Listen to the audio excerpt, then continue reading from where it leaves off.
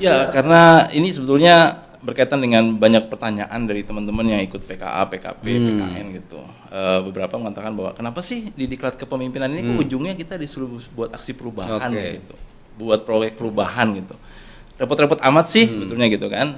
Nah, terus saya mencoba elaborasi dan memberikan gambaran bahwa sebetulnya perubahan dan kepemimpinan itu dekat. Bahkan Havertz tuh bilang katanya change and leadership itu sangat kental sekali. Ya. Jadi leadership becomes important and needed only in times when we require some kind of change, some kind of innovation kan gitu ya.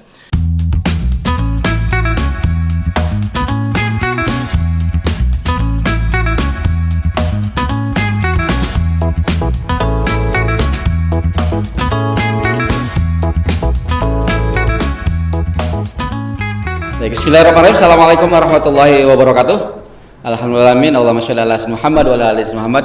Kembali berjumpa dengan saya Nazaruddin, tuan rumah di podcast BPSDMD Provinsi Banten, obrolan edukatif dari Banten. Perubahan adalah sebuah keniscayaan. Bahkan kata orang bijak mengatakan semuanya pasti berubah kecuali perubahan itu sendiri. Perubahan kalau dibiarkan bisa jadi tidak ada arahnya, maka biar menjadi perubahan terarah harus menjadi sebuah pertumbuhan. Nah, oleh karena itu butuhlah hal-hal yang lain untuk menyimbangkannya, yaitu kreativitas dan inovasi. Maka kepemimpinan harus memimpin inovasi dan kreativitas sehingga nanti pada arahnya perubahan bisa dipimpin. Dan pada hari ini sangat luar biasa sudah hadir bersama kita seseorang yang layak membahas ini. Hanya sudah kelihatan kreativitas, anti kemapanan, yaitu Kang Adi, Pak Patwadi ya, Widesuara ahli madya dari BKPSDMD Kota Tangerang. Baik Pak Adi, dan ini saya kenal banget dengan beliau. Beliau salah satu Widesuara yang kreatif yang sering diajak sama pembina kita ya untuk merumuskan beberapa hal. Tapi mungkin pendengar kami belum terlalu kenal dengan Kang Adi nih, Kang Patwadi, boleh spill tentang latar belakangnya dong sedikit sebelum kita bahas tema yang pada hari ini. Oke, makasih ya Kang Lazar. Oke, baik, assalamualaikum warahmatullahi wabarakatuh. Waalaikumsalam warahmatullahi wabarakatuh. Senang sekali nih Kang Lazar bisa hadir di sini bersamai podcast hari ini ya. Mudah-mudahan apa yang kita bahas ini bisa jadi bermanfaat buat banyak orang. Sedikit mungkin tentang saya Muhammad Patwadi, panggilnya Adi biasanya.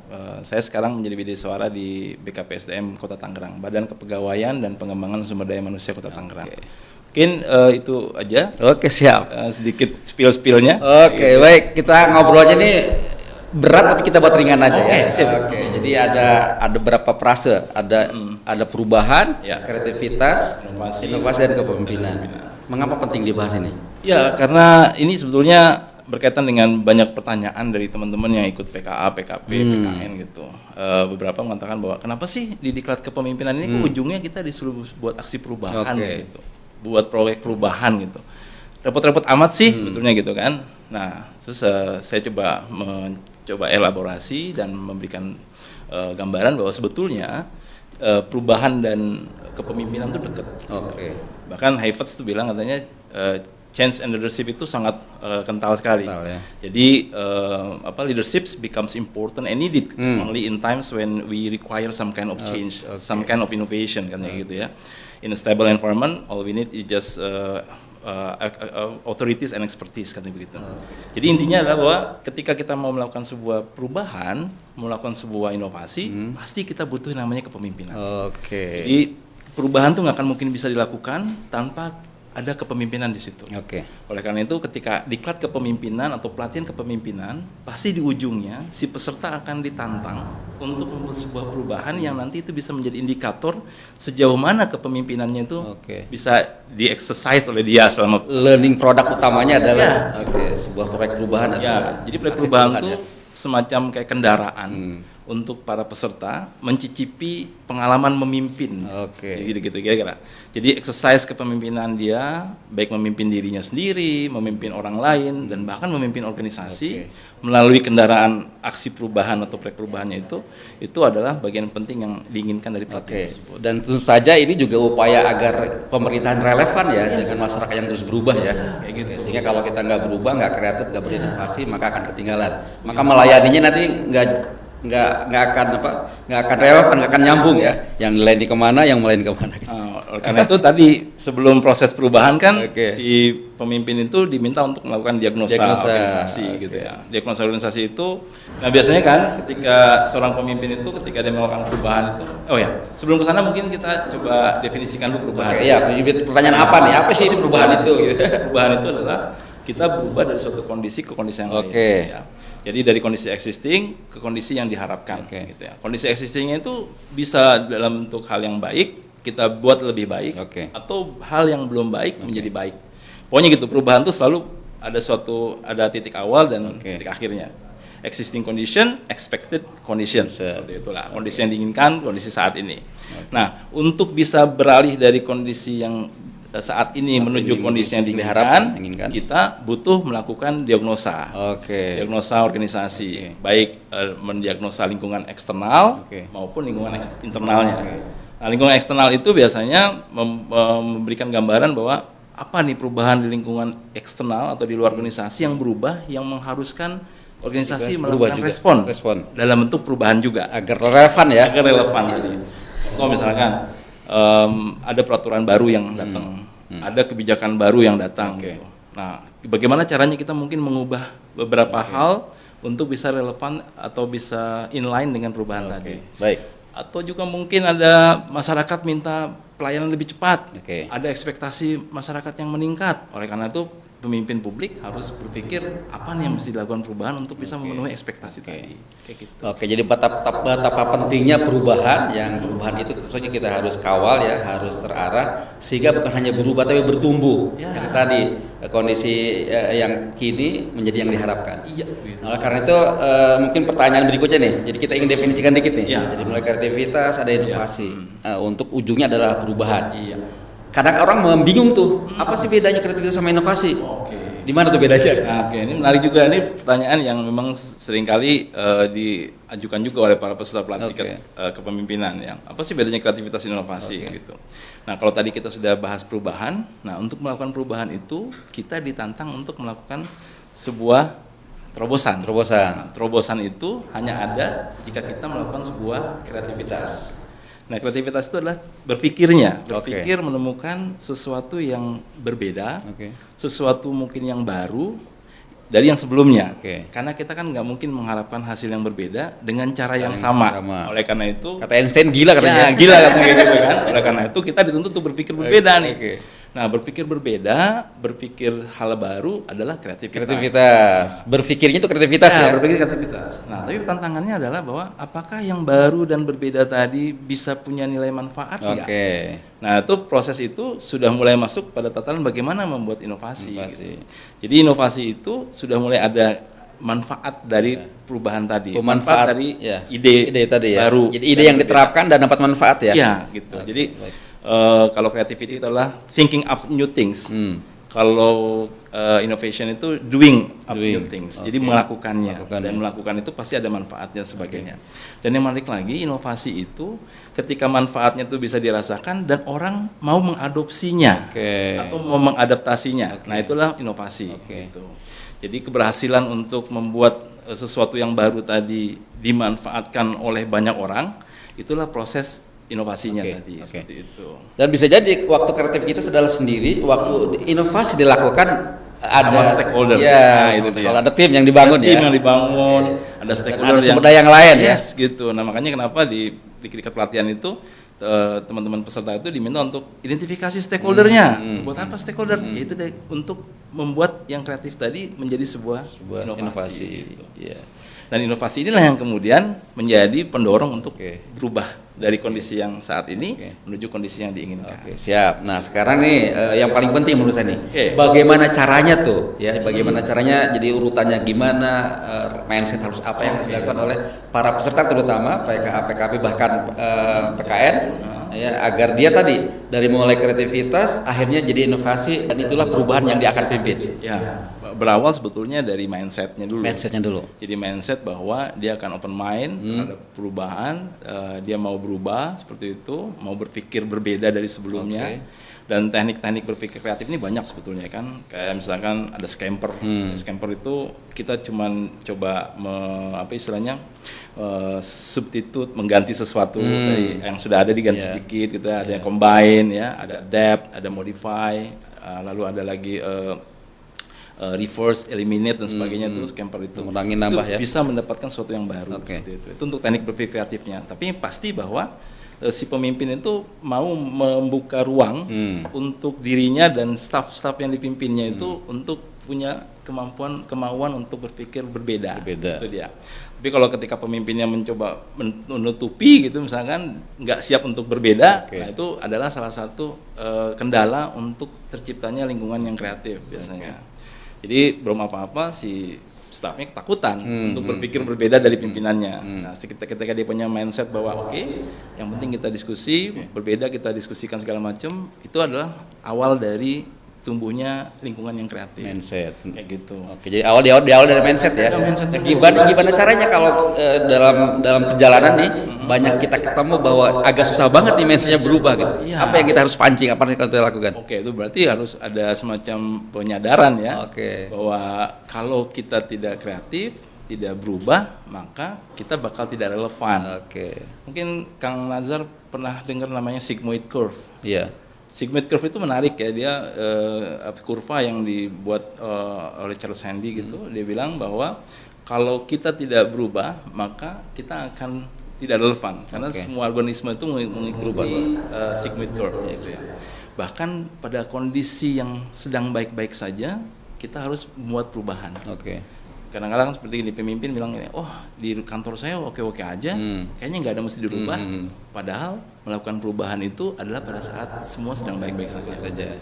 Kalau kita berikan contoh ilustrasi pada diri kita katakanlah, saya mau berubah berolahraga dengan lebih baik, apakah ketika kita sedang sehat atau setelah kita sakit? Sehat. Antisipatif kan? Iya, antisipatif. Gitu juga organisasi, kita harus mencari produk baru, riset produk baru pada ketika produk yang kita jual sekarang sedang bagus-bagus saja gitu. Ketika kita berpuas pada produk yang sudah kita jual ini, baru setelah turun baru kita nyari produk baru, itu kalau kata dari sigmoid curve itu akan susah untuk naiknya karena sumber dayanya terbatas sudah gitu. Ya olahraga ketika sakit udah terbatas begitu ya. Kayak gitulah kira-kira. Jadi harus ada mindset bahwa memang perubahan ini hal yang penting untuk dilakukan. Pertama mindset, kalau mindset udah bener nih, udah oke mau berubah. Berikutnya tadi bahwa dia membuka ruang yang kondusif untuk organisasinya bisa berpikir kreatif.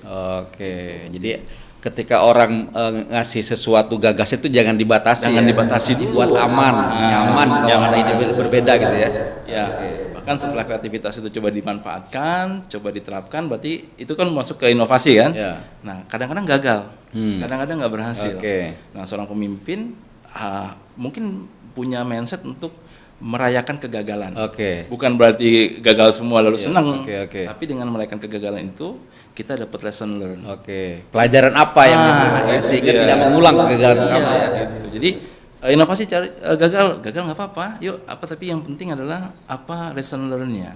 Nah itulah yang kemudian membuat bahwa evaluasi itu menjadi bagian penting dari sebuah siklus organisasi. Seringkali banyak evaluasi itu dibuat gitu kan, tapi hasilnya tidak pernah digunakan. Nah sekarang dengan adanya mindset inovasi ini, evaluasi itu menjadi salah satu pilar penting yang hasilnya harus digunakan untuk menjadi input membuat sebuah hal yang baru lagi. Bahkan produk aksi perubahan atau proyek perubahan sebenarnya bisa dievaluasi ya. Nanti diprogramkan menjadi inovasi yang bisa lebih stabil. Kayak gitu dan sebagainya, kayak gitu. Jadi itu poin pentingnya lah. Jadi kreativitas dan inovasinya sudah bisa dilakukan. Nah, ketika melakukan inovasi itu hal yang penting dipahami adalah bahwa tidak bisa kita lakukan sendiri. Oke. Kita lakukan bersama dengan tim kita, bahkan kita bersama dengan stakeholder kita, apakah itu internal, apa itu eksternal organisasi. Dan bahkan ada proses komunikasi di sana gitu. Jadi untuk memastikan bahwa inovasi itu bisa disuntikkan ke seluruh stakeholder, yang harus kita lakukan adalah komunikasi efektif gitu. Melakukan pembelajaran juga ya. Bagaimana membuat yang tadinya tidak mau berubah menjadi mau berubah, bahkan yang tadinya tidak mampu berubah jadi mampu untuk berubah, dan akhirnya semua ikut gitu. Dan untuk itu boleh ngundang narasumber kan? Bisa. Dalam prakteknya gitu. Bisa, Ya. sangat mungkin gitu. Kita membutuhkan sumber yang lain agar tim kita bisa belajar untuk melakukan perubahan. Bisa, sangat bisa. Dan toolsnya udah tersedia sebetulnya. Kalau ada pertanyaan, terus bagaimana melakukan perubahan di organisasi? Oh, alhamdulillahnya sudah banyak model-model perubahan organisasi. Salah satunya adalah model Kotter. Nah, model Kotter itu menarik sebetulnya ya. Dia ada 8 step gitu. Jadi kalau misalkan ada pertanyaan seorang pemimpin, bagaimana saya melakukan perubahan di organisasi saya ya? Tinggal aja Kotter gitu. Apa yang di dalam model Kotter itu? Model Kotter itu memberikan guidelines guidance gitu pada pemimpin untuk secara bertahap menyiapkan segala sesuatu di setiap aspek tadi. Nah, contohnya misalkan aspek pertamanya itu Kotter bilang create urgency. Nah, jadi bagaimana menciptakan semacam kemendesakan bahwa perubahan ini penting untuk kita lakukan sekarang loh. Menghadirkan rasa mendesak ya? Ya, menghadirkan kesadaran bahwa ini penting dan sebagainya. Pasti dengan fakta dan data yang oke gitu ya. Jadi jawaban atas pertanyaan the why, mengapa perubahan ini penting, itu harus dijawab oleh pemimpin dengan sangat precise gitu. Sehingga stakeholder atau siapapun yang akan diajak serta untuk berubah merasa bahwa yes, saya jelas banget nih kita berubah nih. Mengapa berubahnya jelas nih. Jangan sampai ada pertanyaan, Pak, mengapa kita berubah? Saya juga nggak tahu kenapa kita berubah. Itu udah sangat luar biasa tuh, sangat nggak akan bisa selesai itu perubahan. Itu create urgency itu jadi poin penting. Nah, tahap berikutnya ada yang namanya mulai masuk ke build coalition. Nah, ketika seorang pemimpin itu sudah mulai tahu ada ada ide perubahan yang dilakukannya, maka hal pertama dia harus mencari stakeholders yang berpengaruh dulu, koalisi yang berpengaruh gitu kan, untuk memastikan ini akan berjalan. Makanya biasanya dia akan hubungin mentornya, akan hubungin orang yang punya kewenangan dan sebagainya untuk sama-sama punya perspektif yang sama terhadap perubahan. Lalu setelah itu mereka create vision, membangun visi yang sama, membayangkan apa yang ada di depan sana, kemudian baru communicate vision terhadap stakeholder yang lebih luas. Lalu yang menarik lagi adalah namanya empower others. Nah, empower others itu adalah bahwa ketika perubahan dilakukan, si pemimpin harus punya perhatian untuk memampukan yang ikut perubahan tadi. Jangan ditinggalkan gitu. Kalau misalkan perubahan dalam bentuk berpindah dari manual ke digital, maka orang-orang yang belum bisa digital itu diberikan pelatihan. Jadi menghilangkan hambatan-hambatan yang mungkin membuat perubahan tidak relevan, tidak bisa lancar. Peraturannya nggak ada, dibikin peraturannya. SOP-nya nggak ada, dibikin SOP-nya. Itu dalam konteks empower others gitu. Setelah itu jangan lupa create quick wins. Quick wins itu apa? Artinya bahwa perubahan itu harus bisa cepat dirasakan manfaatnya, cepat. Supaya apa? Supaya yang diajak berubah itu merasa bahwa ada manfaatnya. Ada manfaatnya dan itu meningkatkan semangat untuk berubah selanjutnya. Jadi si pemimpin itu harus bisa memilih milestone satu itu milestone yang gampang diraih, manfaatnya cepat dirasakan, tidak susah gitu. Karena susah kan orang kayaknya berat banget nih berubah kayak gitulah kira-kira. Jadi jangka pendek itu yang langsung kelihatan ya. Yang langsung kelihatan, langsung dirasakan karena itu punya pengaruh pada moral si yang dipimpinnya untuk ikut berubah seperti itu. Nah, berikutnya baru melaksanakan perubahan selanjutnya dan terakhir kata Kotter itu embed the change. Jadi artinya bagaimana budaya-budaya yang sudah diciptakan dari perubahan ini bisa internalize ke dalam budaya organisasi secara keseluruhan. Memimpin itu semualah yang disebut pemimpin perubahan. Yes, leading change namanya. Jadi memimpin perubahan. Itulah yang tadi langkah-langkah itu yang harus dilakukan oleh seorang pemimpin. Itu yang sebut Pak Adi tadi bilang bahwa proyek perubahan atau perubahan adalah sebuah tools ya, Iya. untuk memimpin gitu ya. Kendaraan. Kendaraan. Jadi kalau teman-teman mau bikin proyek perubahannya itu biasa-biasa aja, ya berarti kendaraannya juga biasa-biasa aja. Oke. Tapi kalau mau naik SUV yang premium, ya bikin proyek perubahan yang oke gitu. Sepanjang pengalaman Kang Adi, Mas Adi atau Pak Adi nih, dari banyak membimbing para peserta segala macam, ada nggak testimoni yang ke arah, ini kayaknya keren banget ya, ini bermanfaat banget itu? Oh ya, hampir sama semua ya, mereka, tapi walaupun dengan beda lingkup ya, seperti itu. Tapi memang rata-rata merasakan bahwa Pak baru kali ini ternyata yang memimpin itu ada seninya, memimpin itu ada caranya. Dengan ikut pelatihan kepemimpinan ini, sedikit banyak materi-materi yang sudah diberikan itu sebetulnya sudah saya terapkan, Pak. Tapi saya baru tahu ternyata penerapan yang saya lakukan ini bisa terkait satu sama lain kayak gitu. Dulu diterapkan tapi belum terstruktur ya? Belum terstruktur, tapi ternyata ketika ikut pelatihan ini, baru terstruktur. Yang saya sampaikan kepada coach saya adalah, itulah dia fungsinya, bahwa Anda peserta pelatihan kepemimpinan ini bukan gelas kosong, bukan yang katakanlah nggak punya pengalaman Anda punya pengalaman memimpin, punya pengalaman punya pemahaman tentang kepemimpinan, punya pengetahuan tentang kepemimpinan.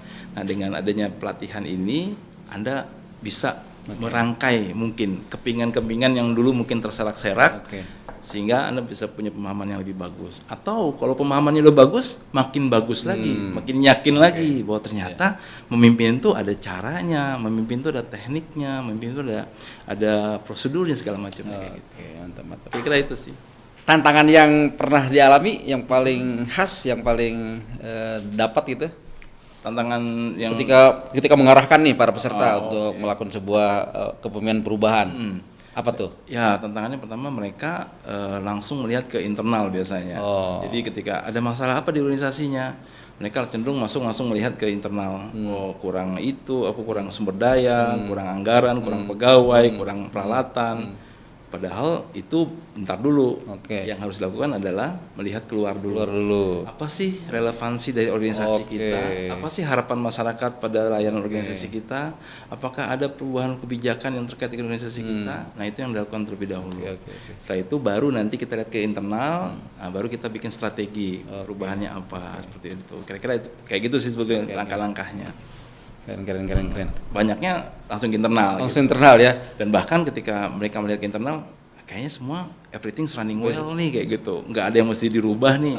Nah, kita sebagai coachnya itu mengatakan bahwa kalau itu bagus semua, nah bagaimana Anda melakukan perubahan untuk membuatnya lebih bagus? Meningkatkan, menumbuhkan gitu. Jadi kalau misalkan yakin ini bagus semua, ya sekarang tinggal membuatnya lebih bagus. Ada nggak ide untuk melakukan percepatan itu? Gitu ya. Jadi dia pikir peserta itu pikir kalau semua sedang baik-baik saja ya nggak usah berubah. Nah, kita kembali ke sigmoid curve tadi, bahwa perubahan itu paling bagus kita lakukan pada saat semuanya sedang baik-baik saja. Ketika semua running well kayak gitu. Karena memang sunatullahnya perubahan. 10 tahun yang lalu kan masih hitam, Pak. Sekarang udah putih nih. Berubah juga kan? Berubah kan? Menua itu kan berubah. Ya. Apakah ada nggak respon kita untuk melakukan perubahan? Perubahan gaya hidup, perubahan pola makan, itu perubahan-perubahan. Dan ketika melakukan perubahan gaya hidup, perubahan pola makan, itu butuh nggak kepemimpinan? Butuh. Paling tidak kepemimpinan diri sendiri, self leadership-nya kayak gitu. Nah, apalagi kalau misalkan kita meminta istri kita atau orang rumah kita untuk menyediakan makanan yang sesuai dengan gaya hidup kita sekarang nih, itu pun sudah mempengaruhi orang lain kan. Memimpin istri kita, mempengaruhi istri kita untuk mau ikut dengan perubahan kita, itu pun udah namanya lead others, memimpin orang lain. Jadi dalam konteks perubahan ini, leadership is all about influencing sebetulnya. Jadi leadership adalah tentang bagaimana mempengaruhi. Karena gagasan kita nih sesuatu yang baru, mengajak orang untuk mau berubah, itu adalah tantangan bagaimana mempengaruhi mereka. Gitu. Nah, tantangan buat peserta, Anda tidak aja hanya